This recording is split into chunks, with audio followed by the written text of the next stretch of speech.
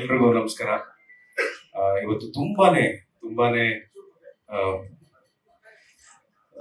ತೃಪ್ತಿ ಆಗುವಂತ ದಿನ ನಮಗೆ.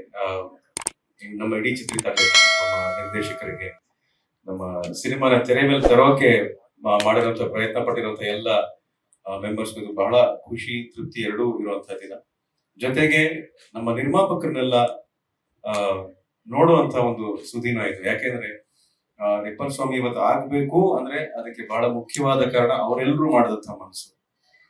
ಒಂದು ಸಣ್ಣ ಹಿನ್ನೆಲೆ ಏನಪ್ಪಾ ಅಂತ ಹೇಳಿದ್ರೆ, ಒಂದಷ್ಟು ಜನಕ್ಕೆ ಗೊತ್ತಿರುತ್ತೆ, ರಿಪ್ಪನ್ ಸ್ವಾಮಿ ಆಗೋದಕ್ಕೂ ಮುಂಚೆ ನಿರ್ದೇಶಕರು ಕಿಶೋರ್ ಮೂಡುಬಿದ್ರಿ ಸರ್ ಎಷ್ಟು ಸುತ್ತಿದ್ದಾರೆ ಅಂತ ಹೇಳಿದ್ರೇನೆ ತಪ್ಪಾಗೋದಿಲ್ಲ.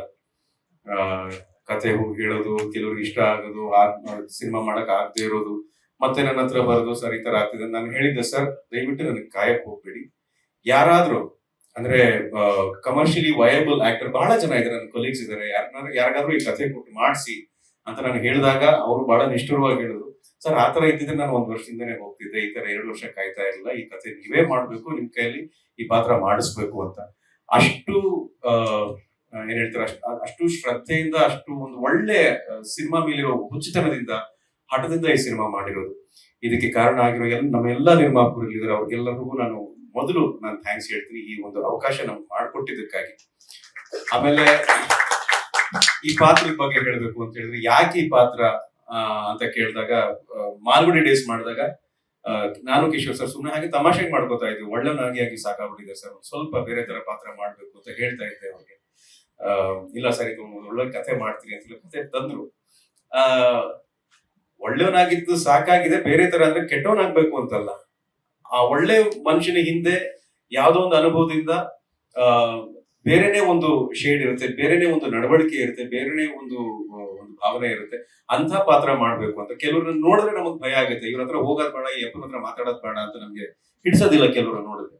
ಆದ್ರೆ ಅವ್ರನ್ನೇ ಕೇಳಿದ್ರೆ ಅವ್ರು ಇಡೀ ಸಮಾಜ ಬೈತಾರೆ, ನೀವ್ ಯಾರು ಸರಿ ಇಲ್ಲ ಅಂತ ಹೇಳ್ತಾರೆ ಅವರು. ಸೊ ಏನಕ್ಕೆ ಈ ಒಂದು ಅಸಮಾಧಾನ ಯಾರೆಲ್ಲ ಇದ್ರೆ ಯಾಕೆ, ಏನಾಗಿರುತ್ತೆ, ಅವರಲ್ಲಿ ಅಂತ ಸಿಟ್ಟಿ ಏನಿರುತ್ತೆ, ಆತರ ಒಂದು ಪಾತ್ರ ಮಾಡ್ಬೇಕು ಅನ್ನೋ ಆಸೆ ಇದ್ದಿದ್ರಿಂದ ಒಂದು ಬಹಳ ಒಳ್ಳೆ ಕಥೆ ತಗೊಂಬಂದ್ರು ಕಿಶೋರ್ ಸರ್, ಇದನ್ನ ಮಾಡ್ಲೇಬೇಕು ಅಂತ. ಏನ್ ಉಳಿದಿದ್ದೆಲ್ಲ ನೀವ್ ನೋಡಿದ ಹಾಗೆ ಟೀಸರ್ ನೋಡಿದ್ರಿ, ಕಾಡಲ್ಲೇ ಹುಟ್ಟಿ ಬಂದದ ನಂಗಾವೇನೋ ಒಂದು ಜೇನು ಕುರುಬರ ಹಾಡನ್ನ ನೋಡಿದ್ರಿ, ಇವಾಗ ಟ್ರೈಲರ್ನ ನೋಡಿದ್ರಿ. ಬಹಳ ಒಳ್ಳೆ ಪ್ರತಿಕ್ರಿಯೆ ನಮಗ್ ಸಿಗ್ತಾ ಇದೆ.